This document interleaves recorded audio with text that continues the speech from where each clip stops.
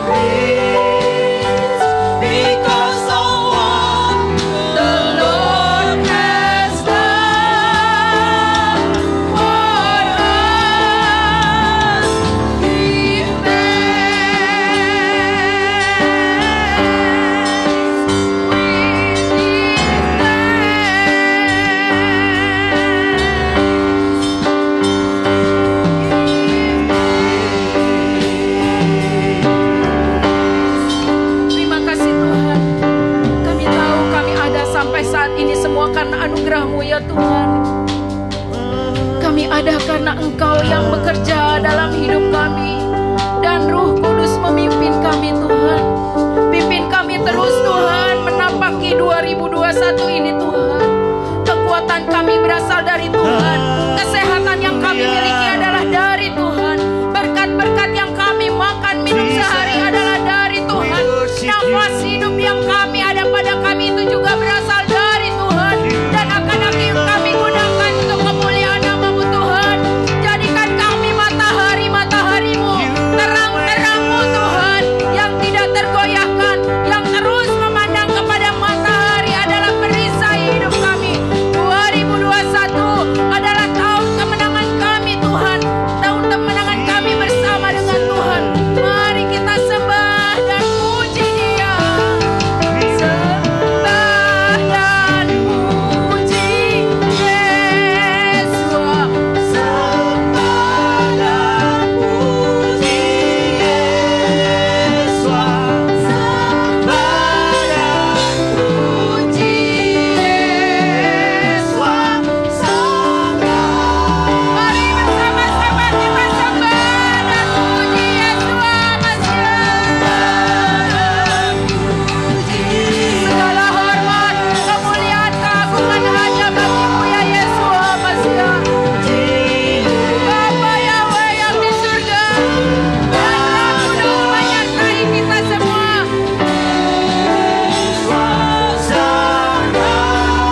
Sembah dan puji Yesus.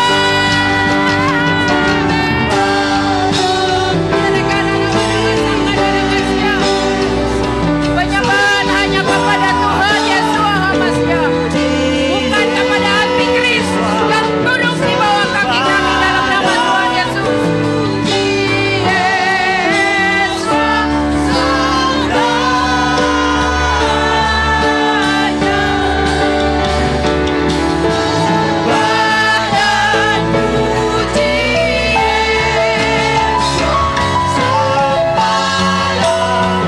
kami minta Bapak Pendeta Yahya Iskandar untuk memimpin dalam pelayanan firman Tuhan.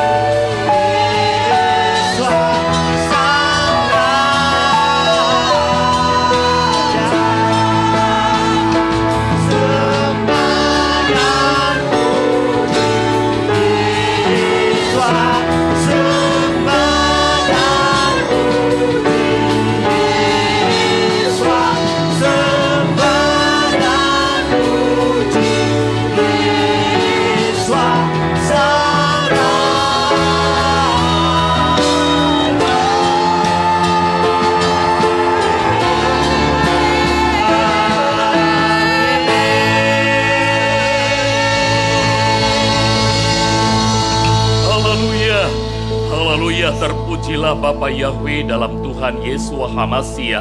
Tuhan Yesus Kristus, Tuhan dan Juru Selamat kami. Selamat pagi Roh Kudus, dan terima kasih untuk kehadiran-Mu di tengah kami. Kami sangat percaya Engkau hadir untuk memberkati kami, Engkau hadir untuk menguatkan kami, Engkau hadir sebagai perisai yang melindungi kami, dan segala berkat surgawi Engkau akan salurkan kepada kami, supaya hidup kami di tengah-tengah dunia di masa pandemi ini tetap menjadi berkat bagi setiap orang. Nama Tuhan Yesus Hamasya dipermuliakan melalui kehidupan kami. Ini doa kami Tuhan, siap menyambut firman-Mu. Dalam nama Tuhan Yesus Hamasya, kami membuka hati menyambut firman Tuhan dengan sukacita. Haleluya. Kita yang percaya dan diberkati Tuhan Yesus Hamasya, mari kita katakan sama-sama, amin. Amin. Amin. Silahkan duduk Ibu Bapak dan saudara-saudara, shalom. Iya. Seharusnya saya ingin menyampaikan tentang Natal ya, bagaimana kita menyikapi Natal. Tapi berhubung harus dimulai dengan ini dulu, saudaraku, kita harus mengerti soal budaya kita. Kita harus mengerti soal apa-apa yang terjadi di sekitar kita. Jadi mungkin bahasan mengenai Natal mulai minggu depan dan seterusnya, tapi ini dulu ya, ini dulu. Bagaimana kita menyikapi kultur, bagaimana kita menyikapi budaya, bagaimana kita menyikapi hal-hal yang terjadi dalam hidup kita, di sekitar kita dan lain sebagainya. Kalau saya pakai jas begini, saudara-saudara, ini saya sedang menyikapi kultur, ya, budaya sebagai hamba Tuhan, pakai jas begini. Nanti ada penjelasannya. Oke, sebuah ayat yang sangat baik, Bapak Ibu, itu ada dalam Amsal 16 ayat 20, mengatakan, siapa yang bijak menangani persoalan akan memperoleh kebaikan. Katakan, kebaikan. Sama-sama, 2, 3. Kebaikan, ku peroleh. 2, 3. Ku peroleh. Jika aku bijak, sama-sama, jika aku bijak menangani persoalan. Menangani persoalan. Jadi siapa yang bijak menangani persoalan, dia akan memperoleh kebaikan. Lalu siapa yang mempercayakan diri kepada Yahweh akan berbahagia. Saudara mau bahagia? Saudara mau bahagia? Oke. Percayakan diri saudara kepada Yahweh ya. Jadi supaya saudara bisa bahagia. Baik. Sepenuhnya. Ditaruh di sana malah nyangkut. Nah, ini kurang bijak namanya. Ibu dan saudara, mari kita lihat sebuah fenomena. Ini kita overview dulu, kita lihat, kita sekilas pandang orang-orang yang ada di Iran gitu ya. Ini terutama girls and women-nya, anak-anak gadis dan wanita-wanita di Iran gitu ya. Ini para mahasiswa Iran kira-kira tahun 70-an. Jadi di Iran itu terjadi tahun 79 revolusi Iran, ya, Khomeini mengubah segala sesuatu sehingga menggulingkan Reza Pahlavi, dan para mahasiswa yang dulu tampangnya seperti ini berubah, saudara-saudaraku, setelah itu ya. Kita lihat dulu anak-anak SMA-nya sebelumnya. Tahun 70-an anak-anak SMA Iran tuh seperti ini, saudara-saudara. Tahun 70-an, oke?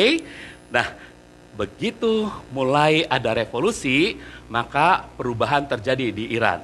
Ini wanita-wanita Iran setelah revolusi, ya kira-kira tahun 80-an dan seterusnya masih begini. Tahun 90-an pun masih begini, saudara-saudaraku.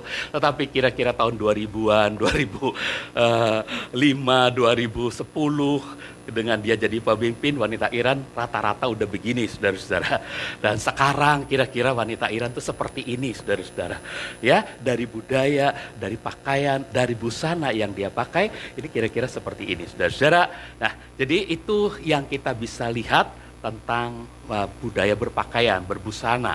Lalu kita lihat, saudara-saudara, di Indonesia. Nah, wanita-wanita Indonesia sebelum kemerdekaan itu seperti ini, saudaraku. Ini adalah Kongres Taman Siswa. Ini kalau nggak salah tahun 1900 berapa ya, 20 apa 30 gitu ya, Kongres Taman Siswa. Nah ini saudara-saudaraku, wanita-wanita Indonesia itu seperti ini. Oke, dan tahun 60-an kita bangga dengan budaya kita, yaitu apa? Kebaya. Bangga banget saudara-saudaraku wanita-wanita Indonesia. Dan kira-kira saudaraku tahun 80-an gitu ya. Tahun 80-an, tahun 75 sampai 80-an. Ini ada FIS UI. FIS itu dulu Fakultas Ilmu Sosial Universitas Indonesia. Ini jaket alma mater Universitas Indonesia. Dulu belum jadi FISIP, masih Fakultas Ilmu Sosial. Sekarang Fakultas Ilmu Sosial dan Politik ya, Ilmu Politik, FISIP dan Ilmu Politik. Ya, itu tahun 82. Jadi FISIP-nya. Jadi ini masih tahun 80-an, mereka ini wanita-wanita, mahasiswa-mahasiswa kita tuh seperti ini, ya, seperti ini. Lalu ini anak-anak sekolahannya, kira-kira tahun 80-an, ya 90-an, ini masih seperti ini, saudaraku, anak-anak sekolah kita, tapi kira-kira tahun 95, 2000 gitu ya, udah ini di SMA negeri ini udah seperti ini. Pakaiannya ya, ini budaya saudaraku yang dipakai ya. Kemudian tahun 2010 udah kayak begini kira-kira ya. Dan Sekarang emak-emaknya juga kayak begini, saudaraku. Bingung kan minta difoto apa yang kelihatan ya, gitu ya, saudara-saudara ya. Nah, ini perkembangan budaya.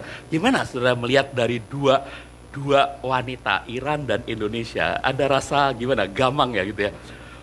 Kok gitu ya? Perkembangannya kok hebat sekali gitu ya. Oke, sekarang kita melihat yang prianya di Indonesia, yang prianya ya, pakaian-pakaian mereka. Setelah Jumatan, mereka diundang makan, mereka masih pakai pakaian semacam ini, batikan, dan enggak, yang pakai topi putih itu cuma berapa orang gitu ya, sedikit, saudara ya. Tapi berikutnya, saudara-saudara, nah ini tahun berikutnya lagi, kalau tadi tahun kira-kira 70-an, ini tahun 80, 85, juga cuma sedikit kalau ikut salaman ya, begitu masih bercampur ya. Dan kalau di madrasah atau di apa namanya, tempat-tempat ini yang NU punya, ini kita lihat masih menggunakan sarung. Dan ini adalah budaya Indonesia. Ini yang kita bangga gitu ya, saudara, pakaian budaya Indonesia dipakai sesungguhnya. Tapi hari-hari ini sarung kagak laku, saudara-saudara. Iya, hari-hari ini sarung gak laku, saudara-saudara. Karena begini sekarang pakaiannya ya. Ini rata-rata mereka pengen pakaiannya seperti ini. Katanya mendekati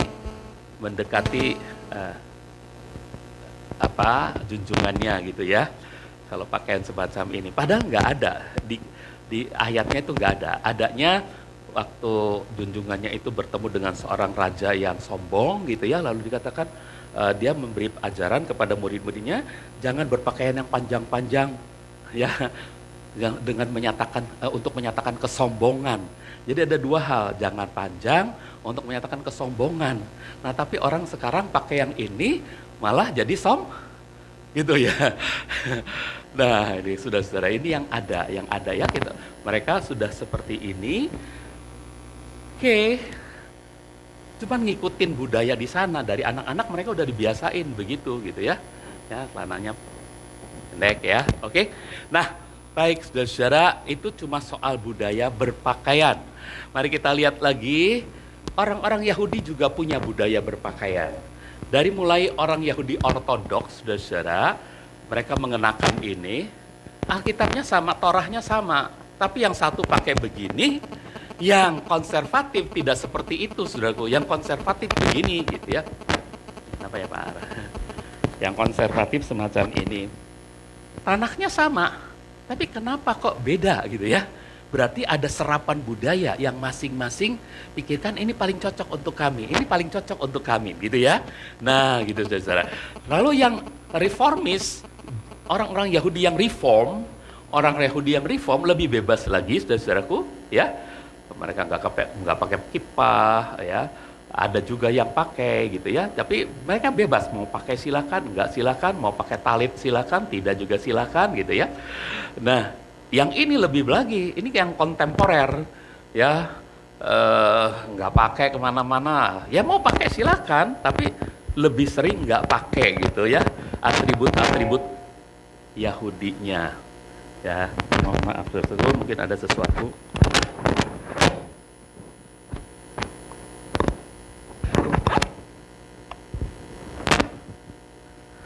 Atribut-atribut keyahudiannya ya. Oke, nah ini yang kontemporer saudara-saudara. Nah jadi kita tinggal menyikapi aja budaya ini, kita sikapi sebaiknya bagaimana gitu saudara-saudara ya. Oke, nah sekarang soal pakaiannya pendeta. Pakaiannya pendeta saudara-saudara ya.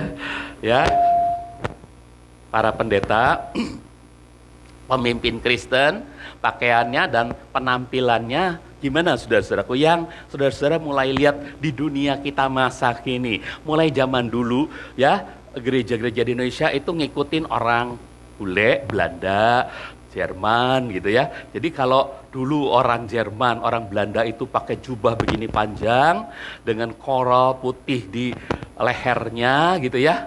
Maka kita pendeta-pendeta Indonesia, khususnya yang di gereja-gereja tradisional, coba ngikut saudaraku, pakai toga, pakai stola, ini toganya, ini stolanya nih, ya stolanya, ya, dan Ada juga yang enggak, kita pakai koral aja. Koral itu yang putih-putih di sini, saudara-saudaraku.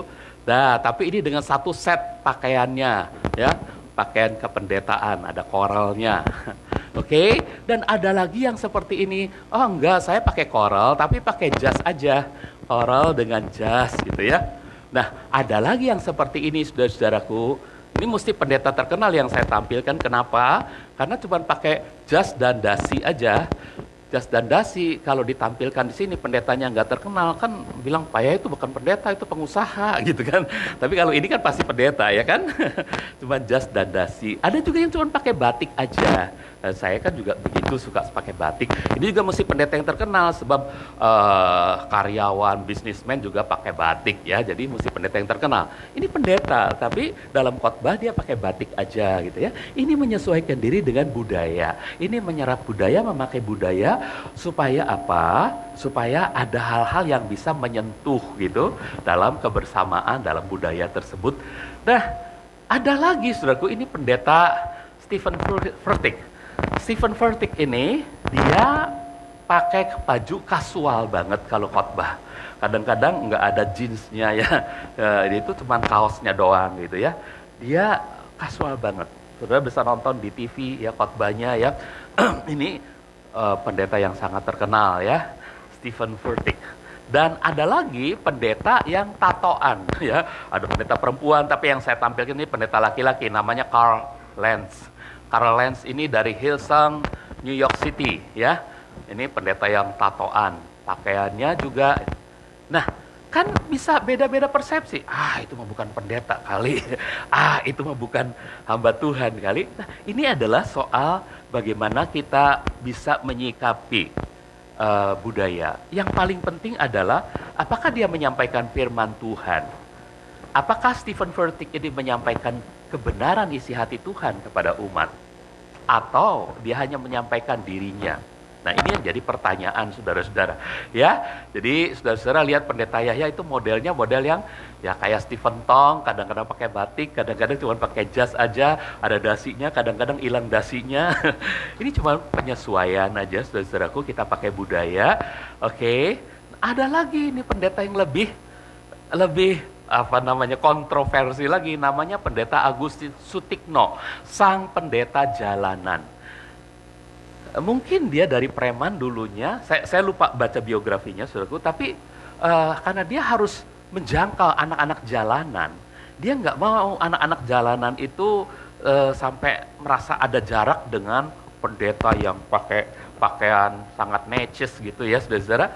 Jadi dia akhirnya jadi hamba Tuhan untuk melayani anak-anak jalanan. Dan banyak yang dimenangkan. Banyak yang diselamatkan melalui nama Tuhan Yesua HaMasiah, Tuhan Yesus Kristus.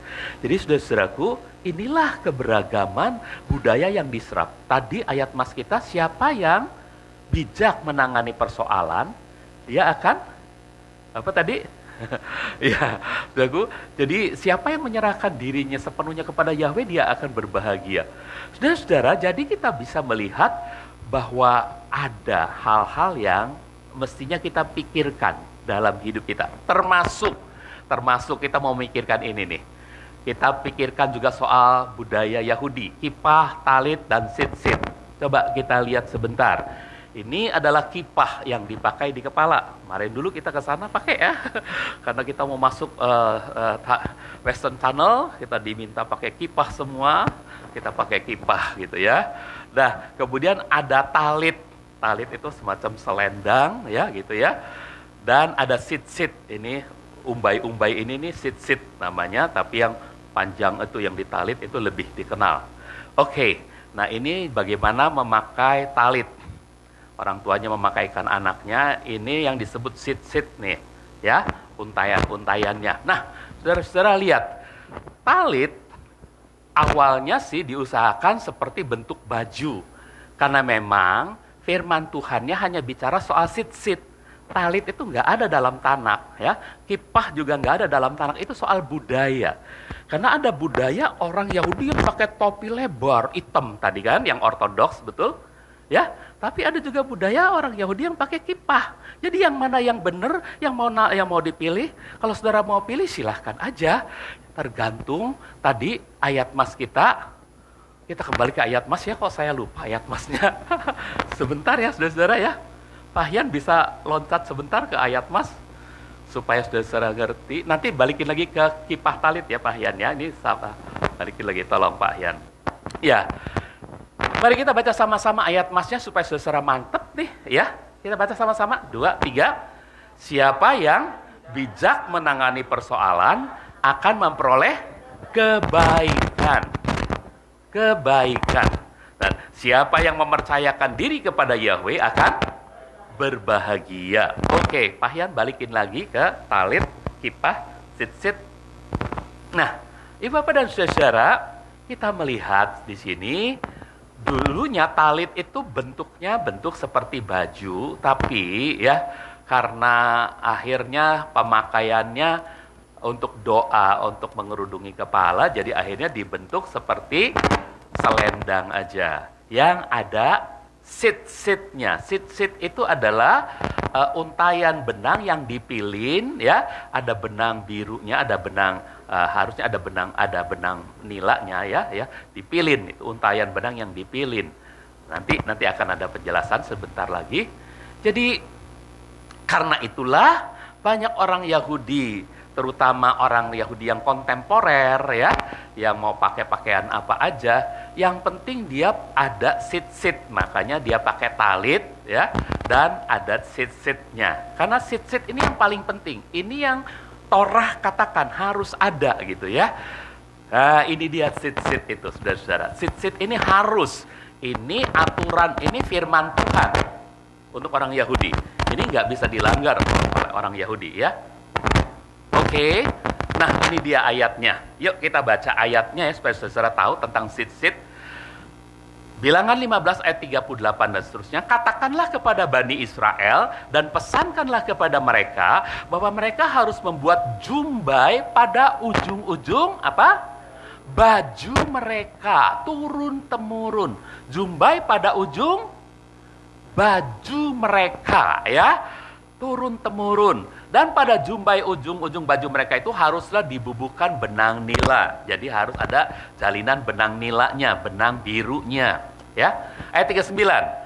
Maka ketika kamu melihat jumbai itu, kamu akan mengingat semua perintah Yahweh dan melakukannya. Sehingga kamu tidak mengejar keinginan hati dan matamu yang akan membuat kamu berperilaku seperti pelacur. Jadi kita itu diingatkan, orang Yahudi diingatkan waktu lihat jumbai di ujung baju sesamanya, maka dia ingat ada perintah Yahweh yang harus dia ikuti. Jelas ya? Jadi ayatnya ada, saudara-saudaraku, soal sit-sit. Tapi soal talit dan soal kippah nggak ada ayatnya. Itu budaya yang diserap. Oke? Jadi kalau saudara mau ikutin pakai kippah, boleh-boleh saja. Ya, tapi kalau saudara merasa, saya orang Indonesia, nggak usah lah. Ya boleh juga. Terserah saudara-saudara kok ya. Nah, ayat 40-nya, maksudnya supaya kamu mengingat dan melakukan seluruh perintahku, serta menjadi kudus bagi Elohimmu. Jadi kalau sit-sit, Tuhan punya maksud supaya semua orang Israel kudus bagi Elohim. Mereka bisa mengingat ada perintah Tuhan yang harus dipatuhi oleh mereka. Nah, begitu saudara-saudara. Baik ya. Nah, persoalannya pada waktu Injil, ganti aja ya, Pak Anton. Nggak bisa ya Pak Anton ya, masih akan dicoba. Oke. Pada waktu Injil melukiskan atau menceritakan tentang wanita yang pendarahan 12 tahun. Dia beriman, asal ku pegang saja apanya?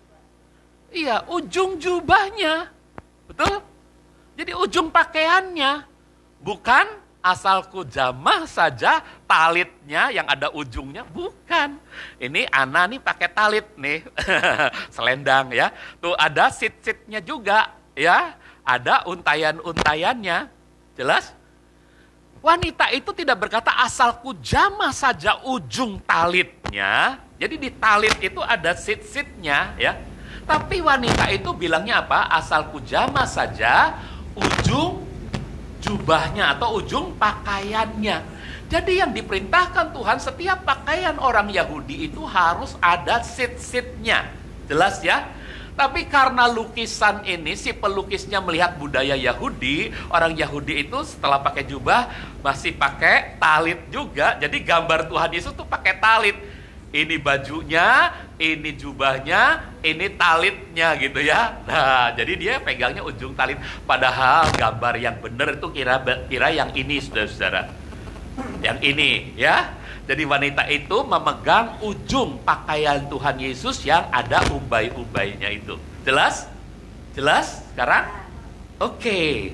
Nah, berarti talit itu cuma budaya, kippah itu budaya. Kalau saudara mau ikuti ya silahkan, enggak juga enggak kenapa-napa. Oke? Nah, baik saudara-saudaraku. Yang jelas sekarang orang Yahudi masih mengikuti firman Tuhan, bahwa setiap pakaian mereka harus ada sit-sitnya. Kalau kita kan nggak ada ya. Kalau ada benang di sini menggelambir gitu, kita langsung ambil gunting. Ya ampun, benang nih.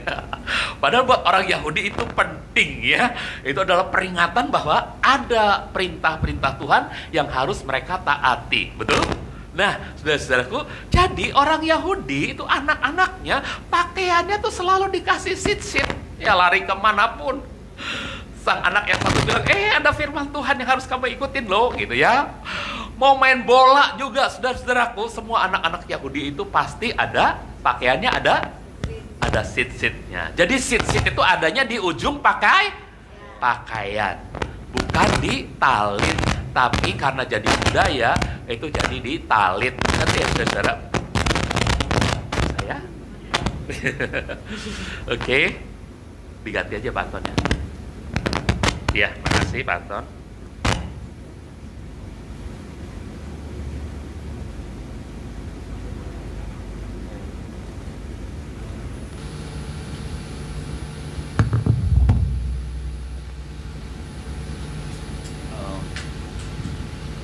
Saya punya ini dia ada di tas mungkin. Nah, udah biarin lah Pak, nggak usah Pak. Oke. Ada tisu? Oh ini Pak minta tisu aja. Baik. Udah jelas ya saudara. Nah kita sedang bicara soal bagaimana kita menyikapi budaya, menyikapi kultur, ya. Supaya nanti kalau bicara soal Natal, saudara sudah pasti sangat jelas sekali. Karena ada unsur-unsur budaya yang mesti kita pilah-pilah, kita perhatikan baik-baik. Apakah berguna atau tidak gitu ya. Nah baik, masih kita lihat satu hal lagi soal tata ibadah saudara-saudara. Oh masih beberapa hal rasanya ya. Dalam tabernakel tata ibadahnya seperti apa saudaraku? Orang Israel membawa binatang kurban baik lembu ataupun domba, dia harus memasuki pintu gerbang. Artinya dia harus percaya menyingkap pintu gerbang ini masuk ke dalam, lalu dia harus menumpangkan tangannya atas binatang kurban yang akan dia kurbankan. Dia tumpangkan tangannya atas binatang kurban itu, lalu semua dosa-dosanya masuk ke dalam binatang itu dipercaya oleh orang Israel.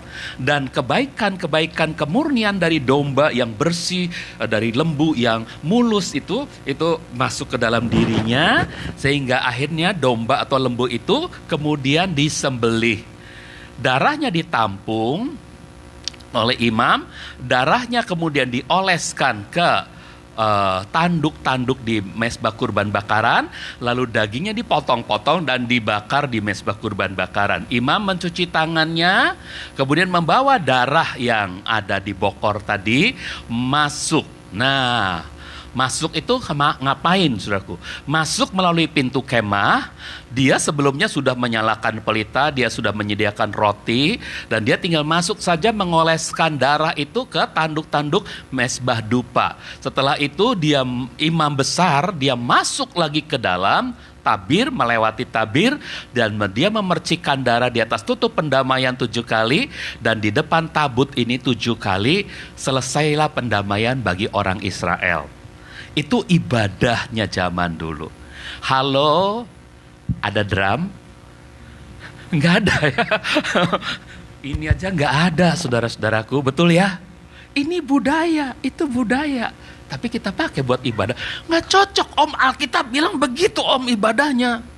Loh, kenapa kita begini? Nah, itu artinya kita sedang menyikapi budaya. Jelas ya, Ibu Bapak dan Saudara? Oke. Dan tetapi sekarang kita sudah terlepas daripada hukum Taurat itu, sedang kita sudah mati lepas daripada hukum itu yang di dalamnya kita terpegang sehingga kita kan cepet ya. Nah, Pahyan ini memang animasi ya. Jadi ketika kita masuk pintu gerbang, katanya ibadah kita zaman sekarang adalah itu doa pembukaan. Waktu kita ada di mezbah kurban bakaran itu puji-pujian dan kesaksian persembahan. Waktu kita ada di pintu khemah di kolam pembasuhan, kita hati dan pikiran kita disucikan. Waktu kita ada di pintu kemah itu doa pemberitaan firman Tuhan. Waktu kita ada di mezbah meja roti sajian, kita sedang memberitakan firman, pemberitaan firman. Dan waktu kita di mezbah doa itu doa dan penyembahan. Kemudian kita di tabut itu doa dan penyembahan menembus pintu tirai gitu. Dan itulah ibadah kita sekarang, katanya gambaran dari tabernakelnya. Oke. Nah, saudara-saudaraku, kalau ibadah sekarang diambil gambaran dari tabernakel, kira-kira semacam itu katanya. Oke. Nah, kita lihat lagi 1 Korintus 14 ayat 26. Ini soal ibadah yang terselenggara pada zaman itu di kota Korintus.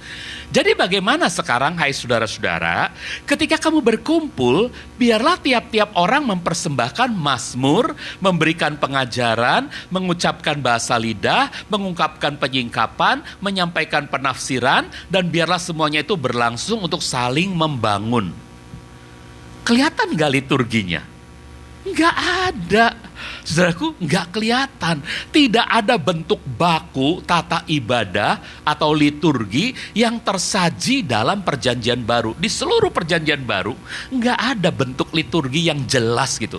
Oh, kita mestinya begitu datang doa dulu, berlutut dulu. Habis itu saat teduh sebentar. Kemudian mulai pendetanya votum, salam. Kemudian pembacaan Alkitab. Kemudian baru pemimpin pujian mengambil.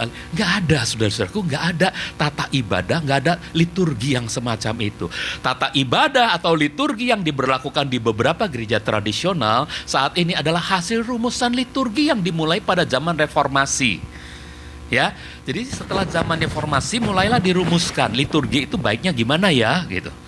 Nah, jadi yang diikuti itu sejak zaman reformasi ada tata ibadah, saudara-saudaraku. Oke? Sementara tata ibadah atau liturgi yang diberlakukan di gereja-gereja Pantekosta dan karismatik seperti gereja kita saat ini adalah liturgi kontemporer yang dimulai sejak munculnya gerakan Pentakosta yang dibarui dengan munculnya gerakan karismatik. 1905 gerakan Pentakosta berdiri, mulai muncul. Dan sejak saat itu, saudara-saudaraku, maka liturgi Pentakosta ini sangat sangat beda ya, kontemporer banget gitu ya, nggak ngikutin pakem gitu ya. Wah, itu sesat tuh Pentakosta tuh gitu. Nah, saudara-saudara kan nggak ikutin pakem gitu ya. Nah, oke, masih sedikit lagi. Udah ya? Oh udah. Oke, sekarang kita lihat alat-alat musik dalam rumah ibadah. Coba di sini ada alat musik? Ada nggak alat musik di tabernakel? Tidak ada alat musik, saudara-saudara. Ya, nggak ada. Tapi di tabernakel Daud mulai ada alat musik. Daud memang mempersiapkan pemain harpa, pemain kecapi atau harpa, pemain gambus ya, dia siapkan, dia peniup seruling, dia siapkan, peniup nafiri, dia siapkan semuanya, dia siapkan, saudara-saudaraku. Jadi di zaman Daud itu ada kecapi, ada gambus, ada rebana, ada serunai, ada nafiri, ada yang gemerencang itu ya, dan ada juga yang seperti ini, dan ada seruling, ada alat-alat musik yang dipersiapkan pada zaman Daud karena orang-orang Lewi diminta untuk menyanyi menyembah Tuhan. Nah, itu sebabnya ketika gereja memasuki zaman reformasi, mereka memikirkan ternyata harus ada nyanyian ya gitu, harus ada nyanyian, dan nyanyian itu jadi bukan mengikuti Taurat ya, Taurat nggak ada nyanyian.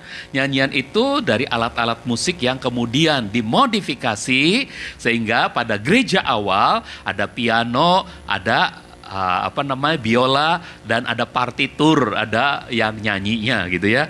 Dan akhirnya berkembang. Ada gereja yang ngotot musiknya, ada gereja yang seperti ini.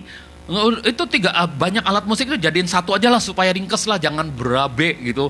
Petugasnya banyak, petugasnya satu aja. Jadi ada organ atau orgel gitu ya. Ini di GPIB Paulus nih masih ada nih saudaraku. Ini masih bunyi. Ini di video nih saudaraku. Cuman saya capture aja gambarnya. Ya saudara, kamu kalau mendengar suaranya bagus kok. Ini pemimpin pujiannya, di sini ada jemaatnya. Mereka sedang nyanyi. Bagus saudara-saudaraku, suaranya indah banget gitu ya. Nah, saudara mau pakai ini alat musiknya di gereja? Silahkan. Enggak, ya enggak kenapa-napa gitu ya. Nah, ini GKI pakai kulintang musiknya, menyesuaikan dengan budaya. Kemudian, nah kalau Pak Tong itu dia pakai orkestra. Karena di zaman Renaissance itu orkestra mulai, dan dia pikir reformasi itu mengarah kepada pembaruan musik dan kemegahan untuk Tuhan, jadi dia bikin orkestra, saudara-saudara. Kemudian untuk gereja-gereja karismatik Pantekosta yang kontemporer itu apa? Band. Tapi untuk gereja yang tradisional bilang, wah itu duniawi gitu. Ini saudaraku yang kita pakai, ini adalah hal-hal yang disebut budaya. Lalu makin hebat lagi budaya itu, saudara-saudaraku, dipakai oleh gereja atau gereja dilanda oleh budaya, nggak tahu juga. Ya, sehingga GPCC ini seperti ini, tata panggungnya ya, nyanyinya luar biasa, dan ini merangsek banyak anak-anak Tuhan, anak-anak muda ya. Dan ini di NDC, saudaraku, tata lampunya sangat wah banget gitu ya, panggung dan lampunya sangat dahsyat, dan mereka juga seringkali ada orkestranya juga, saudara-saudaraku. Nah, seperti itulah alat-alat musik di rumah ibadah. Lalu sebelum kita bahas soal Natal, yang mungkin minggu depan baru saya khotbahkan soal Natal. Sebelum memutuskan Natal, mari kita lihat gereja kita dulu, saudara-saudaraku, soal berhadapan dengan budaya, menyikapi budaya. Mengapa gereja kita tidak mengikuti liturgi Torah tadi yang seperti di Tabernakel? Kenapa? Ya, karena kita memang tentu punya dasar-dasar, tapi apa nanti dasarnya ya? Yang kedua, kenapa juga kita nggak ngikuti liturgi gereja-gereja tradisional yang ada votum, yang ada pembacaan Alkitab? Karena kalau ini kita lakukan, katanya kita itu melaksanakan liturgi yang ada pakemnya gitu ya. Kenapa kok gereja kita melaksanakan liturgi yang kontemporer, yang tidak baku, sehingga tidak ada rasa terikat pada gereja? Wah, cepetan loh, sebentar lagi pendetanya votum nih, salam nih. Ayo cepetan gitu. Saudara-saudaraku, karena nggak ada terikat pada itu, ya udahlah, telat juga nggak kenapa-napa. Oh, masih nyanyi kok, belum khotbah gitu kan, saudara-saudara. Jadi karena nggak baku ya, kadang-kadang kalau gereja tertentu mungkin udah mulai itu pintunya ditutup barangkali gitu ya. Nah, saudaraku, lalu dasar Alkitabiahnya adakah, saudara-saudara? Adakah dasar Alkitabiahnya? Saudara, menurut saya, Tabernakel Daud itu adalah tipologi dari ibadah gereja masa kini. Tabernakel Daud itu tipologi dari ibadah gereja masa kini. Kita baca dalam Kisah 15 ayat 16 dan 17. Kisah para Rasul menubuatkan, ada kata-kata nubuat tentang dipulihkannya Tabernakel Daud, atau istilah lain Pondok Daud ya. Hari raya Pondok Daud itu adalah hari raya Tabernakel ya. Jadi kalau pondok itu sama dengan tabernakel, oke? Ya, baik saudaraku. Kita baca dulu ayatnya. Kisah 15 ayat 16 dan 17. Sesudah semuanya itu aku akan kembali dan aku akan membangun lagi tabernakel Daud yang telah roboh. Aku akan membangun lagi reruntuhannya dan aku akan mengokohkannya lagi. Supaya orang-orang yang tersisa dan semua orang dari bangsa-bangsa lain yang memanggil namaku dapat menghampiri Yahweh. Firman Yahweh yang melakukan semuanya itu. Saudaraku, Dr. Paidon minta kalau mulai bahas soal perjanjian lama, Pak, kasih timeline dong, Pak, supaya kita ngerti. Timeline, ini bukan timeline ya, ya. Oke, saudaraku, lihat ini Adam sampai Abraham 2000 tahun. Abraham sampai Yesus juga 2000 tahun. Ini jaraknya sama tuh ya, 2000 tahun. Yesus sampai zaman kita 2000 tahun.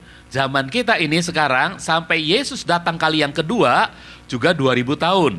Yesus kali yang kedua akan berkerajaan 1000 tahun. Yesus datang kali yang kedua untuk berkerajaan 1000 tahun dan selanjutnya selama-lamanya di dalam surga. Oke?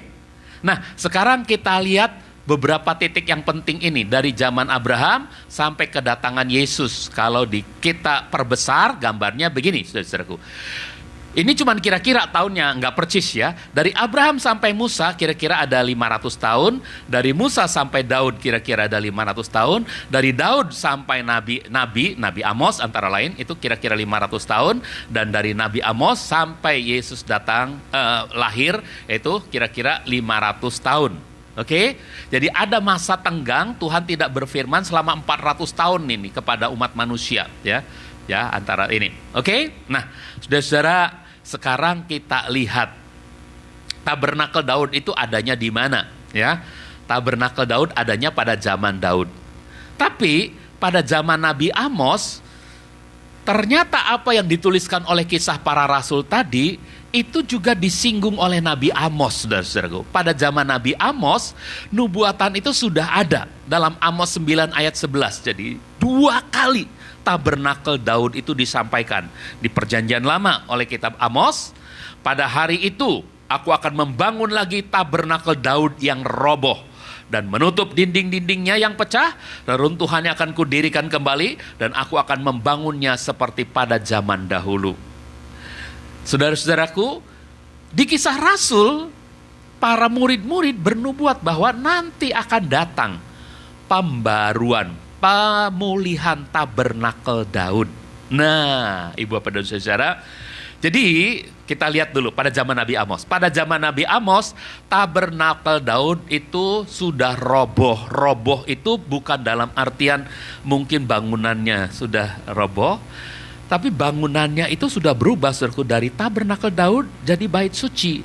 Namun di bait suci itu masih diselenggarakan semua tata ibadah seperti tabernakel Daud, gitu ya, terutama dalam hal pujian dan penyembahan. Dan ini dipelihara terus oleh Hizkia. Tapi setelah anak Hizkia, saudara-saudaraku, dan selanjutnya mereka mengabaikan kebiasaan tabernakel Daud dalam pujian dan penyembahan itu sehingga tidak ada lagi. Dan itu yang disebut roboh tabernakel. Memang setelah itu, saudaraku, bangsa Yehuda sendiri dihancurkan. Itu adalah kehancuran kerajaan Yehuda, ya. Amos 2 ayat yang kelima menubuatkan bahwa bangsa Yehuda akan hancur. Kenapa ya Pak Hian? Oke, saya bacakan. Aku akan mengirim api ke Yehuda yang akan melahap istana-istana Yerusalem.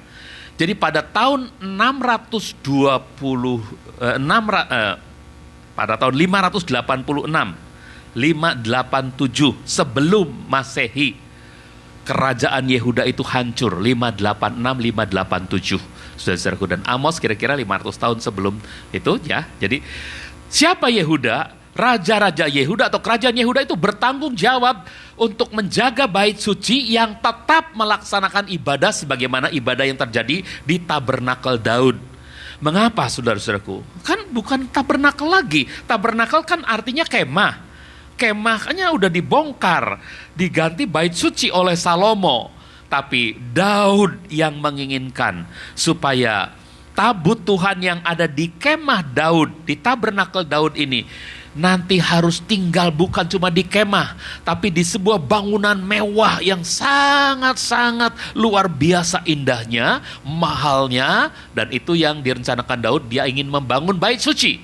Namun Tuhan tidak berkenan Daud membangun bait suci. Tuhan memperkenan anaknya yang namanya Salomo untuk membangun bait suci. Dan Salomo diberitahu peraturan-peraturan yang sudah berlaku di tabernakel Daud.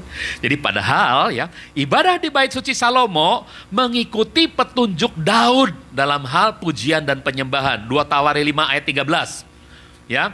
Lalu para peniup nafiri dan para penyanyi itu dengan serentak memperdengarkan pujian dan ucapan syukur kepada Yahweh.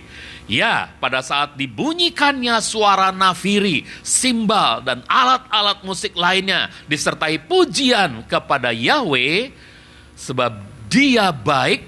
Yan, kenapa ya? Oh, sedang diperbaiki ya. Oke. Nah, sebab Dia baik. Nah, ini bagus. Bahwasanya untuk selamanya kasih setianya, maka bait Yahweh itu penuh dengan awan. Ayat selanjutnya mengatakan, semua imam-imam sampai terperangah karena kemuliaan Tuhan melingkupi bait suci. Saudara, harusnya di bait suci itu ibadahnya kan ikutin tabernakel, ya kan? Korban-korban binatang, kemudian darahnya dimasukkan ke ruang maha kudus gitu kan? Tapi enggak, saudaraku, ibadahnya justru ikutin petunjuknya Daud. Praise and worship. Apa?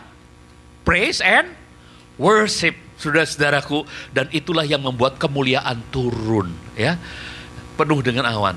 Jadi lalu siapa lagi? Raja apa lagi yang mengikuti petunjuk Daud? Raja Hizkia. Raja-raja lainnya mengabaikan apa-apa yang harusnya terjadi di bait suci. Sehingga akhirnya bait suci itu diruntuhkan karena kerajaannya dihancurkan. Kerajaan Yehuda. Jadi Raja Hizkia mengikuti petunjuk Daud dalam 2 Tawarikh 29. Ayat 25 dan 26 dikatakan, selanjutnya Raja Hizkia menempatkan orang-orang Lewi yang akan memainkan simbal, kecapi, dan harpa di bait Yahweh sesuai dengan perintah Daud, Gad, dan Nabi Nathan. Sebab itu semua atas petunjuk Yahweh melalui para nabinya. Maka orang-orang Lewi dengan alat-alat musik Daud itu pun berdiri di sana. Begitu pula para imam dengan nafiri-nafiri mereka. Saudaraku, jadi pujian dan penyembahan itu ciri khas dari tabernakel Daud yang pada zaman Amos sudah diabaikan oleh raja-raja Yehuda. Sehingga walaupun bait sucinya belum hancur, belum sampai ke tahun 586, ya masih mungkin di tahun berapa sebelum Masehi gitu, 600 sebelum Masehi, belum 586 sebelum Masehi. Saudara-saudaraku, ternyata udah dikatakan sudah roboh, tabernakel Daud sudah roboh. Nanti akan dipulihkan kembali. Ya. Oke, jadi mereka akan mengalami pemulihan tabernakel Daud. Lalu beda antara tabernakel Musa dengan tabernakel Daud itu apa sih? Gambaran besarnya begini, Ibu Bapak. Tabernakel Musa adalah kemah yang didirikan oleh Musa untuk tempat tinggalnya tabut Tuhan, yang artinya tempat Tuhan berhadirat. Tapi tempat Tuhan berhadirat itu ditaruhnya di paling dalam sekali, di ruang Maha Kudus. Kemah itu ada pelatarannya. Pelatarannya itu dibatasi oleh pagar dengan pintu gerbang, lalu ada mezbah kurban bakaran, ada bejana pembasuhan, ada pintu kemah, masuk ada 3 alat di sana, ada meja roti sajian, ada pelita emas, dan ada mezbah dupa, baru ada tirai, ada tabir yang tebal sekali, ya, yang tebal sekali yang memisahkan dengan ruangan Maha Kudus di mana ada tabut di sana.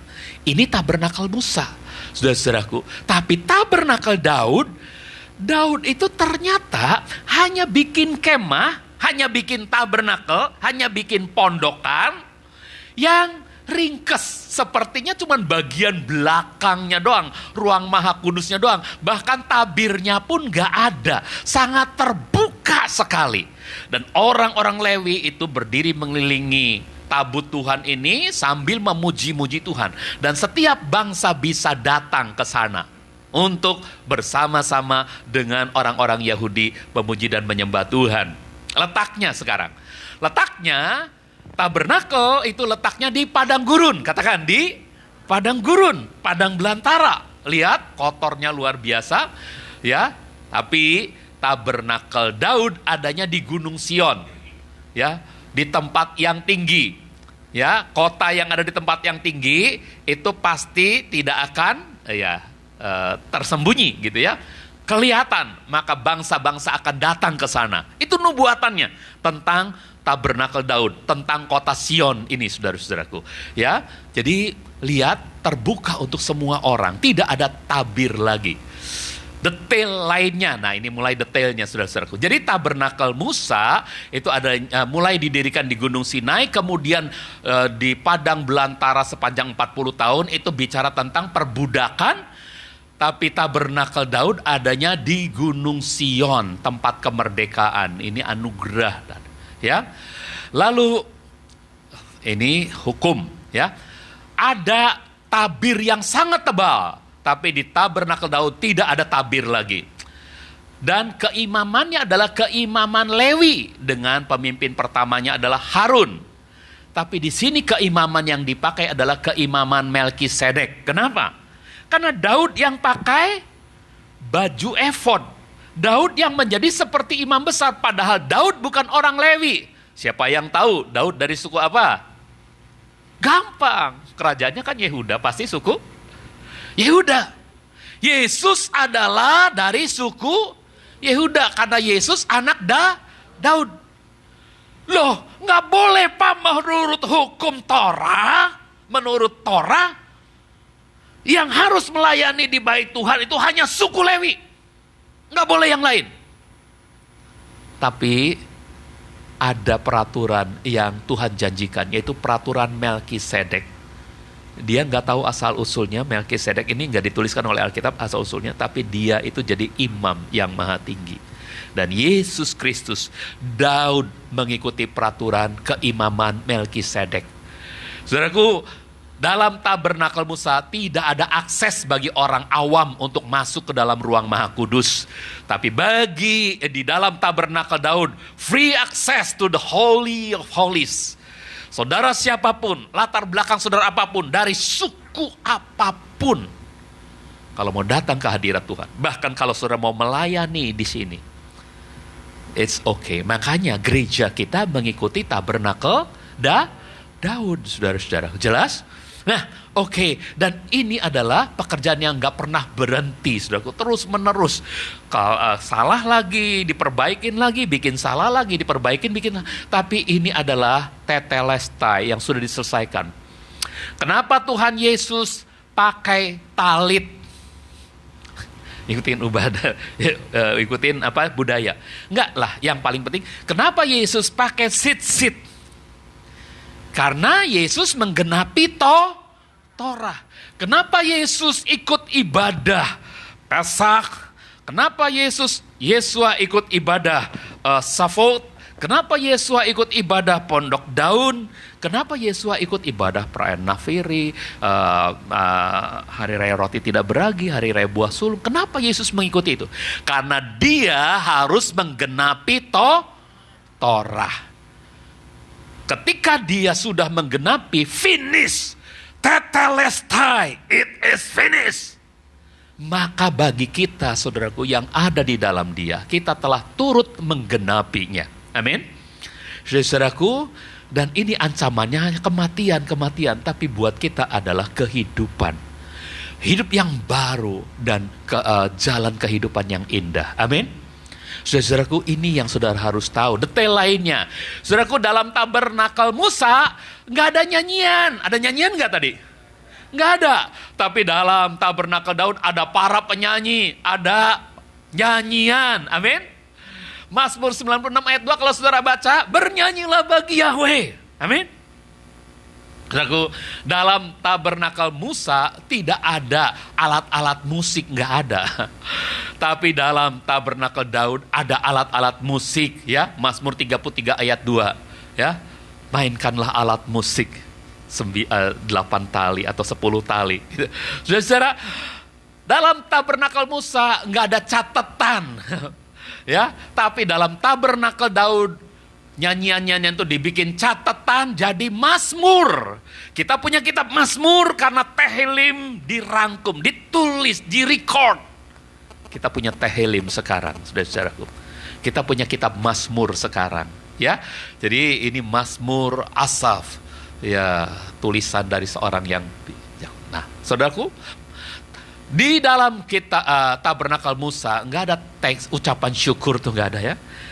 Ya cuman merasa aja dosanya udah salah, udah diampuni, udah nggak ada ungkapan ucapan syukur. Tapi di dalam Tabernakel Daud ada kurban ucapan syukur. Di sana kurbannya adalah kurban penyembelihan, kurban binatang. Di sini kurbannya kurban ucapan syukur, saudaraku. Bersyukurlah kepada Yahweh, ya. Di dalam Tabernakel Musa tidak ada tepuk tangan. Di Tabernakel Daud, di sini ada nggak tepuk tangan? Bebas nggak saudara tepuk tangan? Bebas, saudaraku. Di Tabernakel Musa nggak ada sorak-sorakan.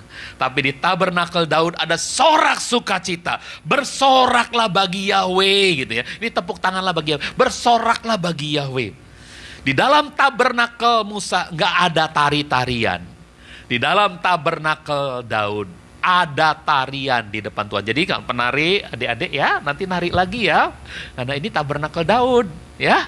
Oke, saudara-saudara, di sini ada tarian. Bahkan Daud ketika menari, saudara-saudaraku, dia menari dengan segenap ekspresinya, segenap hati jiwanya. Dia menari untuk Tuhan. Jadi kadang-kadang kan orang yang dari gereja tradisional ikut ke gereja-gereja karismatik, ini apa sih? Jingkrak-jingkrak, bener aja. Masa ibadah kayak begini sih? Dia bingung, saudara-saudaraku. Padahal kita sedang mengikuti Tabernakel Daud. Ya, dan ini yang dinubuatkan, ya. Dalam Tabernakel Musa nggak ada angkat tangan. Di sini saudara boleh ngangkat tangan setinggi apapun, asal jangan lupa ingat tetangga, gitu ya. Saudara-saudaraku, kalau saudara lagi pakai you can see gitu, ingat tetangga, gitu ya. Saudara, Tabernakel Musa nggak ada akses kepada tabut Tuhan. Tapi di Tabernakel Daud semua para pelayan-pelayan itu mengelilingi tabut Tuhan, bahkan siapapun punya akses untuk ke tabut Tuhan. Oke, saudara-saudaraku, jadi inilah. Oke, sekarang nubuatan tentang bangsa-bangsa lain. Ini yang penting, saudaraku, dalam Tabernakel Daud itu. Karena ternyata ada nubuatan. Khotbahnya agak lama dikit ya, saudara-saudara ya, enggak apa-apa ya. Saudaraku, Kisah 7 ayat 44 sampai 46, ini adalah sebuah pewahyuan dari Stefanus. Stefanus ketika dia mau dirajam, dia tuh melihat pewahyuan, saudara-saudaraku. Dia mengatakan begini, ayat 44, tabernakel di padang gurun dibuat oleh Musa untuk orang Israel merasakan penyertaan Tuhan. Itu bukan ayatnya bunyi gini ya, sorry. Tadi itu keterangan saya ya. Padahal di antara para leluhur kita di padang gurun ada tabernakel kesaksian, sebagaimana yang telah diperintahkan Elohim kepada Musa untuk membuatnya sesuai dengan wujud yang pernah ia lihat. Ayat 45, ini keterangan saya dulu. Dengan itu orang Israel menjadi umat Tuhan dan mewarisi tanah milik bangsa-bangsa lain. Sementara bangsa-bangsa lain itu disingkirkan Elohim dari sana, gitu ya. Yang diwariskan kepada leluhur kita, jadi tabernakel diwariskan kepada leluhur orang-orang Israel yang di bawah pimpinan Yosua ya, dan diusung memasuki tanah milik bangsa-bangsa lain yang telah disingkirkan Elohim dari hadapan para leluhur kita di bawah pimpinan Yosua. Bahkan ada di situ tabernakel itu ada di situ sampai pada zaman Daud. Jadi tabernakel itu ada sampai pada zaman Daud. Nah, di zaman Daud terjadi perubahan tabernakel. Oke? Nah, saudara, lihat sampai pada zaman Daud. Apa sih bedanya Daud? Ternyata Daud tidak membinasakan bangsa-bangsa lain. Yosua masuk bawa tabernakel dan masuk ke daerah-daerah orang-orang Hewi, orang Het, orang Keni, semuanya dibinasakan, disingkirkan. Mereka mendapatkan tanah warisan itu yang telah dijanjikan Tuhan kepada Abraham. Tapi mereka harus menyingkirkan bangsa-bangsa yang sempat mendiami daerah-daerah itu. Padahal itu daerah sudah diberikan kepada Abraham. Tapi karena orang-orang Israel harus 450 tahun, 430 tahun, ya kira-kira 500 tahun, jadi budak di Mesir, maka tanah tak bertuan itu diisi oleh banyak bangsa, gitu ya. Nah, saudara-saudaraku, jadi harus dibinasakan. Saudara, itu zaman Torah yang bukan umat pilihan, tumpas. Tapi kita bukan ada di zaman Torah. Kita adalah di zaman anugerah. Siapapun bangsa-bangsa lain itu termasuk bangsa. Kalau menurut etnisnya, etne Sunda ya. Saya ada etne Sunda dan etne Tionghoa-nya gitu, saudara. Saudara yang Manado mana? Ya, saudara yang dari Minahasa, saudara yang dari Kalimantan, mungkin dari Kalimantan, saudara yang dari Papua dan yang dari Ambon, saudara-saudara semua, etne apapun, suku bangsa apapun diterima, tidak dibinasakan oleh Tuhan. Amin. Jadi ini bicara apa, saudaraku? Ini bicara kerajaan Yesua, kerajaan Hamasia. Dan itu yang ditunggu-tunggu oleh orang Israel. Tapi mereka salah persepsi. Mereka pikir kerajaan Israel itu masih tetap seperti dulu. Kerajaan Hamasia itu rajanya yaitu Hamasia. Dan yang dipimpinnya hanya orang Israel.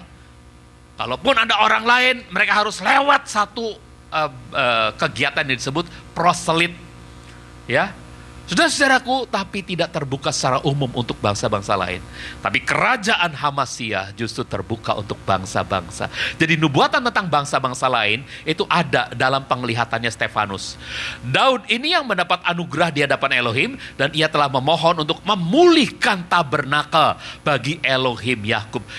Daud minta, bolehkah saya dapatkan tempat di sini miliknya Arona untuk aku dirikan kemah Daud di situ.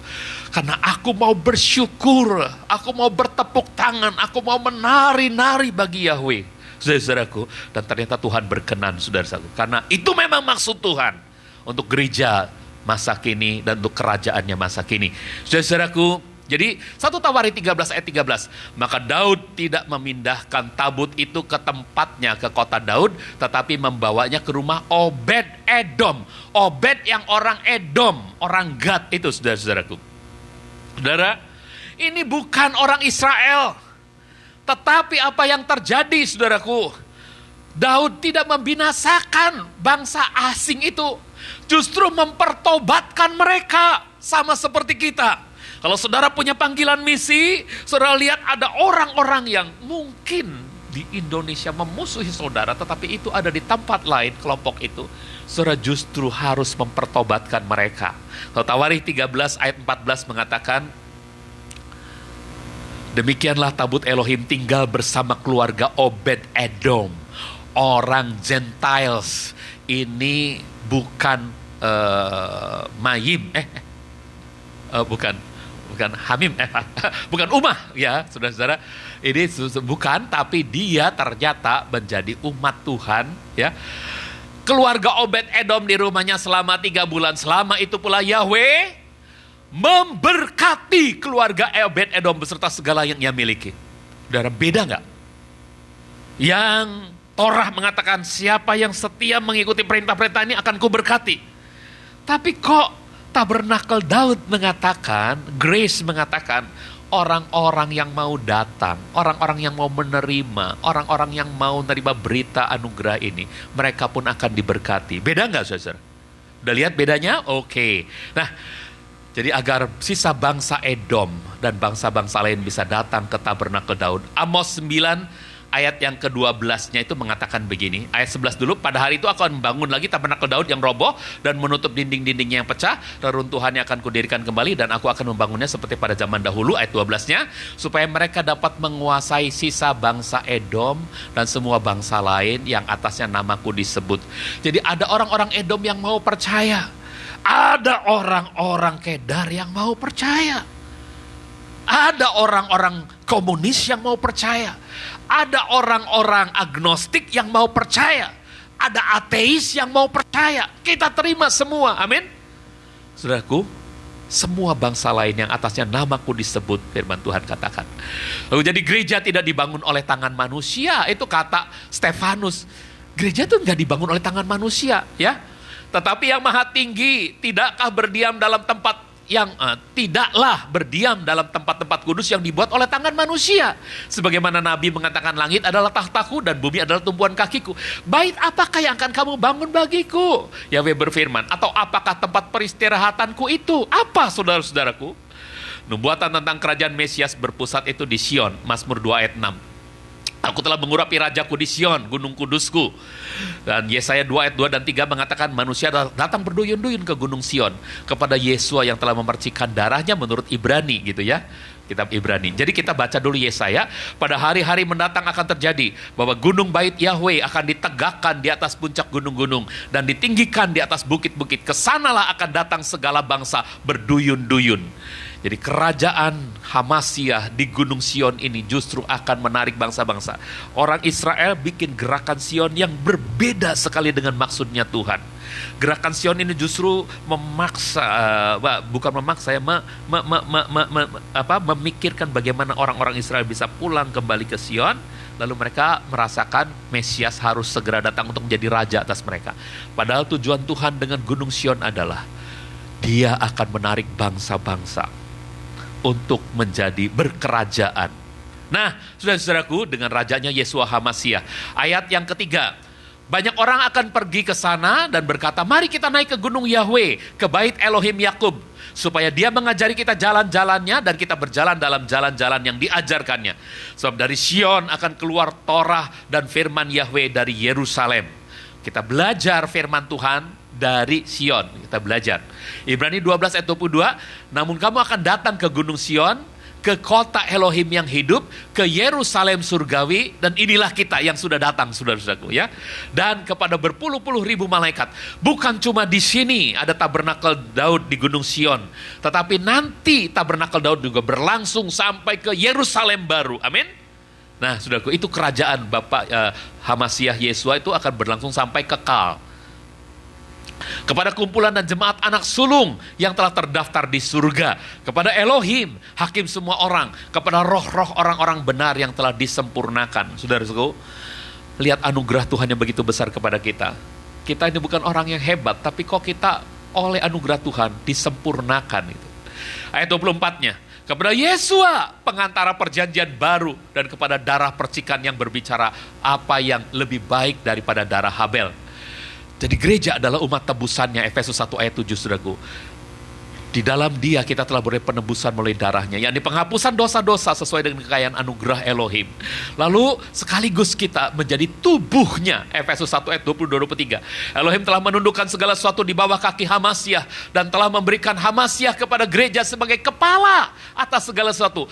Gereja yang adalah tubuhnya, yakni wujud kepenuhannya yang memenuhi semua dan segalanya. Lalu itu adalah tempat Yesua bertabernakel, 1 Korintus 6 ayat 19. Atau tidak tahukah kamu bahwa tubuhmu adalah tempat kudus bagi Roh Kudus yang ada di dalam kamu, yang kamu peroleh dari Elohim, dan kamu bukanlah milik kamu sendiri. Jadi katakan, gereja itu bukan cuma kita secara kolektif, tapi setiap pribadi kita. Ini adalah tabernakel Daud. Izinkan tabut Tuhan ada di sini. Izinkan Roh Kudus hadir di sini, saudara-saudaraku. Izinkan Dia memerintah, berkerajaan, saudara-saudaraku, maka engkau akan jadi dahsyat. Jadi fokus nubuat pemulihan tabernakel Daud adalah kita gereja. Tapi bukan cuma gereja, saudaraku. Ini kerajaan Elohim. Jadi gereja nanti bercampur dengan sisa Israel yang mau menerima Yesua Hamasyah. Dan inilah yang akan berkerajaan kekal selama-lamanya. Jadi gereja bicara tentang bangsa-bangsa lain yang percaya, dan Israel yang percaya akan jadi satu, disebut kerajaan Yesua Hamasyah. Amin. Saudaraku, bagian akhirnya, jadi pemulihan tabernakel Daud adalah kerajaan Mesias, dimulai dengan gereja ya, tapi nanti ada plus Israel ya, buah sulung Israel. Sampai kekal. Jadi kalau dari Adam sampai Abraham 2000 tahun, dari Abraham sampai Yesua 2000 tahun, lalu orang-orang Israel mengharapkan Mesiasnya gitu ya, saudara-saudaraku. Yesua sudah naik ke surga, sampai sekarang mereka mengharapkan Mesiasnya, tapi nanti akan ada penjelasan bahwa mereka harus datang kepada rencana Tuhan yang indah, yang berbicara tentang nubuat tentang Gunung Sion. Itu kerajaan Hamasyah yang sesungguhnya, yang akan menerima orang goyim, menerima orang-orang dari bangsa-bangsa lain juga, menerima kita. Dari zaman kita sampai Yesua datang kembali 2000 tahun, dan akan ada kerajaan 1000 tahun, dan kita akan berkerajaan selamanya. Hari-hari ini, saudara sedang menyikapi bagaimana menghadapi vaksin. Apakah saudara mau terima, atau saudara justru menolak? Banyak seliweran berita bahwa itu nanti akan dimanfaatkan. Karena nanti saudara-saudara akan punya catatan medis yang akan menjadi penanda bahwa saudara nanti bisa tergantung sama satu sistem pemerintahan universal. Itu kata berita-berita yang mungkin menakutkan. Tapi saudara-saudaraku, menyikapi itu, mari kita datang ke Gunung Sion. Mari kita percaya bahwa kalau pemerintah kita dengan segala kebaikannya menentukan hal-hal ini, saudaraku, saudara tinggal berdoa. Nah, saudara akan rasakan nanti Roh Kudus membimbing saudara. Orang yang mempercayakan diri kepada Yahweh, dia akan berbahagia. Amin. Jangan takut, saudaraku. Dan jangan takut, kalau memang Tuhan menyuruh kita untuk vaksinasi, ayo lakukan, jangan takut. Hal pemerintah kita sudah menetapkan nama kita tanggal sekian vaksinasi, datang. Yang penting saudara menyerahkan hidup saudara kepada Yesua HaMashiach, membiarkan Ruach HaKodes, Roh Kudus menjadi raja dalam tabernakel ini. Amin. Ini tabernakel daun saudara. Amin. Amin. Nah, saudara-saudara yang dikasih Tuhan, jadi apapun yang saudara harus hadapi, jangan takut, saudaraku. Mazmur 2 ayat 1, mengapa bangsa-bangsa bergejolak? Hari-hari ini bangsa-bangsa bergejolak, saudaraku, rusuh, dan rakyat mereka-reka kesia-siaan. Mazmur 2 itu bicara tentang, ini Mazmur mesianik tentang kerajaan Hamashiach. Tapi kerajaan Hamashiach itu, saudaraku, datangnya kapan? Sejak Yesua datang, dia membangun kerajaannya. Dan dimulai dengan orang-orang percaya yang di dalamnya termasuk Goyim. Dimulai dengan para rasul, orang-orang Yahudi dulu. Lalu kemudian ada Rasul Paulus yang memberitakan berita kerajaan Hamashiach ini kepada Gentiles, kepada Goyim, kepada bangsa-bangsa, kepada Yahya yang keturunan Tionghoa Sunda, kepada saudara Antoni yang suku dari Sumatera Utara, ya, dan kepada semua saudara. Itulah yang kita terima dari Tuhan hari-hari ini. Amin. Saudara-saudaraku, karena itu mari kita bersyukur. Datang kepada Tuhan. Datang lagi kepada Tuhan. Hidupku menggenapi firman-Mu. Mari kita katakan dalam nyanyian. Kiarama shikara patakara darama takara darama. Kenapa ibadah kita cingkrak-cingkrak? Kenapa ibadah kita penuh dengan rasa syukur, tangisan? Kenapa ibadah kita mengangkat tangan, tepuk tangan? Karena kita sedang mengikuti kerajaan yang dibangun oleh Yesua HaMashiach dalam tabernakel daun. Kita bangkit berdiri, saudara-saudaraku.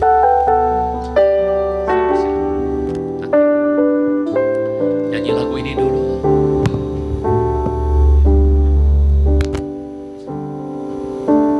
Tuhan, Kau sempurna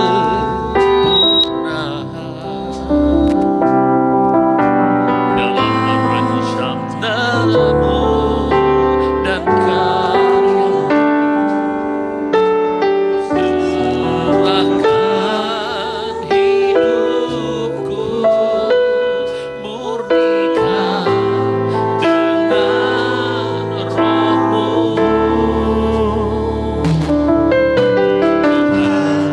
Kau sempurna dalam rencanamu dan karyamu. Ku serahkan hidupku murnikan dengan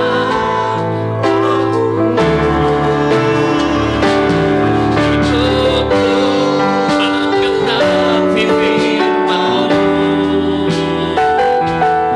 Ada mujizat sertai tiap langkahku. Bersamaku di dalam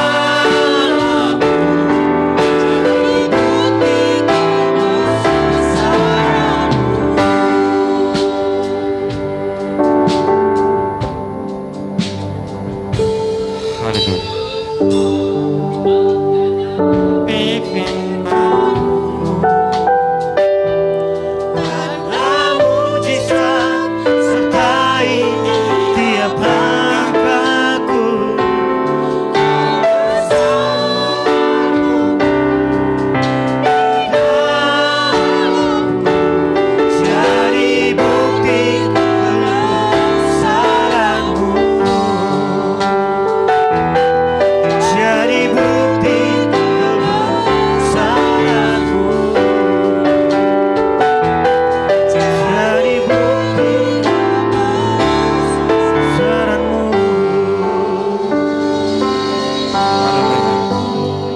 Bapa, kami percaya saat ini Engkau bersama-sama dengan kami, dan saat ini Engkau ada di dalam kami untuk menyertai kami.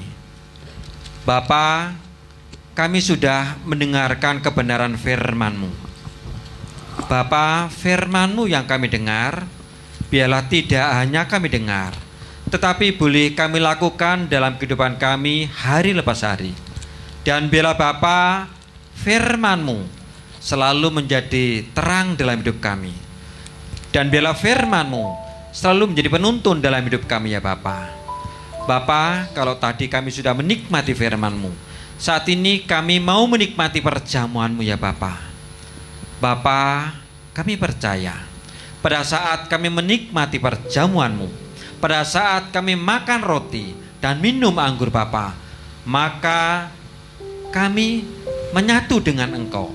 Dan pada saat kami menyatu dengan Engkau, maka kuasa-Mu nyata dalam kehidupan kami Bapa.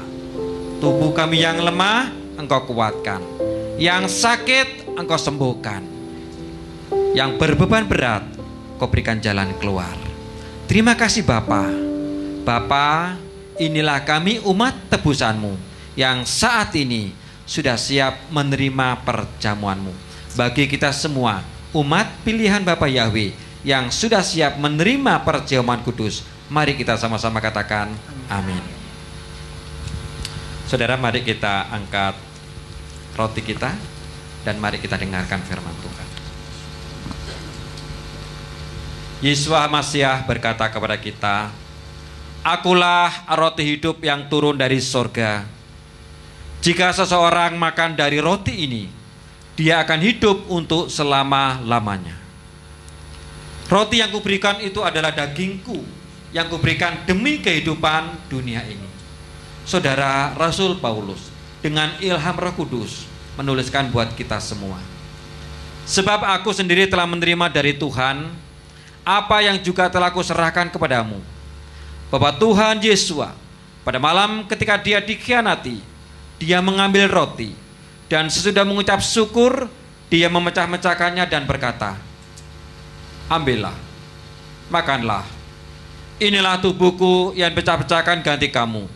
Lakukanlah ini sebagai peringatan akan aku.'" Saudara, bukankah roti yang adalah bentuk persekutuan kita dengan tubuh Yesua Masiah sudah ada di tangan kita? Mari kita makan dengan mengucap syukur dalam nama Yesua Masiah.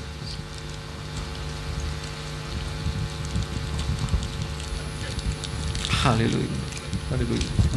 Jemaat yang dikasihi Bapa Yahweh, angkatlah anggurmu dan dengarlah firman Tuhan. Dan demikian pula cawan itu sesudah makan, Tuhan berkata, "Cawan ini adalah perjanjian baru di dalam darahku. Lakukanlah ini sesering kamu dapat meminumnya sebagai peringatan akan aku. Sebab sesering kamu dapat makan roti dan minum cawan itu, kamu sedang memberitakan kematian Tuhan sampai dia datang." Saudara, bukankah anggur yang adalah bentuk persekutuan kita dengan darah Tuhan Yesus Masiah sudah ada di tangan kita? Mari kita minum dengan mengucap syukur dalam nama Yesus Masiah. Jemaat, mari kita berdoa. Bapa Yahweh, kami bersyukur, kami berterima kasih. Kami sudah menikmati roti yang adalah daging-Mu, dan kami sudah minum anggur yang adalah darah-Mu.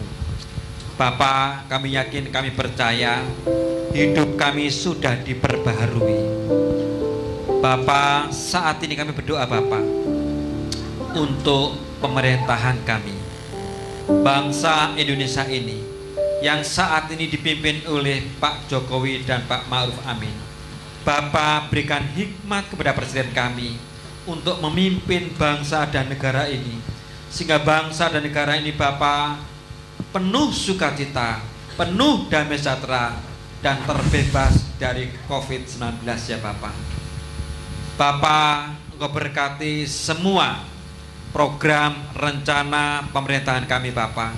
Bila semua program rencana boleh berjalan dengan baik oleh karena kasih-Mu, oleh karena anugerah-Mu ya Bapa. Bapa, kami juga berdoa untuk pemerintahan di bawahnya, baik itu gubernur, wali kota, bupati, camat, lurah, RW, RT, semuanya Bapak, kami serahkan ke dalam tangan-Mu. Pakai mereka Bapak untuk menjadi alat-Mu Bapak, menjadi saksi-Mu Bapak, sehingga Bapak mereka boleh memerintah dengan takut akan Engkau ya Bapak. Bapak Yahweh, saat ini kami berdoa Bapak untuk orang-orang yang kena COVID-19. Bapak, nyatakan kuasa-Mu, nyatakan mujizat-Mu, karena kami yakin, kami percaya kuasa-Mu, mujizat-Mu tetap sama dari dahulu, sekarang, sampai selama-lamanya. Nyatakan Bapak, sehingga oleh karena kasih-Mu, oleh anugerah-Mu, mereka boleh sembuh dari sakit COVID-nya ya Bapak. Bapak, saat ini kami juga berdoa untuk jemaat-Mu yang saat ini tidak bisa hadir oleh karena sakit, siapapun mereka Bapak. Dari tempat ini Bapak, kami angkat tangan kami ulurkan kepada mereka Bapak. Di dalam nama Yesua HaMasiah, apapun sakit yang dialami oleh jemaat-Mu di tempat ini, baik di tempat ini maupun di rumah, dalam nama Yesua HaMasiah dan dengan bilur dan darah Yesua HaMasiah, kami nyatakan sembuh, sehat, kuat, semangat, oleh karena kasih-Mu, oleh karena anugerah-Mu ya Bapa. Terima kasih Bapa. Bapak Yahweh, kami juga berdoa untuk setiap anak-anak-Mu yang saat ini ambil bagian dalam pelayanan, baik pemain musik, WL, singer, multimedia, bahkan hamba-Mu yang menyampaikan kebenaran firman-Mu Bapa. Engkau juga urapi mereka senantiasa, berkati mereka senantiasa Bapa. Biarlah Bapa kasih-Mu, anugerah-Mu mengalir dalam kehidupan mereka senantiasa. Terima kasih Bapak Yahweh. Bapak Yahweh, kami juga berdoa untuk gereja-Mu. Engkau pakai mereka Bapak untuk menjadi alat-Mu, menjadi saksi-Mu, menjadi garam dan terang bagi orang-orang yang ada di sekitarnya. Sehingga melalui gereja-Mu Bapa, juga melalui jemaat-Mu di tempat ini Bapa, nama-Mu dimasyhurkan dan banyak orang datang kepadamu, menerima Yesus HaMasiah sebagai Tuhan dan Juru Selamat satu-satunya. Terima kasih Bapak Yahweh. Inilah doa kami, inilah ucapan syukur kami, inilah permohonan kami yang kami serahkan di dalam nama Mesias Yesua. Bapa, saat ini kamu menerima berkat dari hamba-Mu Bapak Yahya Iskandar. Saudara-saudara, tandahkan tangan dan buka hati. Yang di sini kembalilah ke rumahmu masing-masing, dan yang di rumah, mari kita sama-sama terima kasih karunia dari Tuhan kita Yesus HaMasiah, kasih dari Bapa Surgawi kita Bapa Yahweh yang mulia, dan persekutuan Roh Kudus menyertai hidup kita sekalian sebagai pondok Daud yang telah dipulihkan, tubuh Kristus yang hidup di tengah-tengah dunia. Kita akan menjadi berkat bagi sesama kita karena Yahweh memberkati kita dan melindungi kita. Yahweh menyinari kita dengan wajahnya dan memberi kita kasih karunia. Yahweh menghadapkan wajahnya kepada kita dan memberi kita damai sejahtera. Kita menerima semua berkat ini dalam nama Tuhan Yesus HaMasiah. Haleluya. Kita yang percaya dan diberkati Tuhan sama-sama katakan amin. Amin.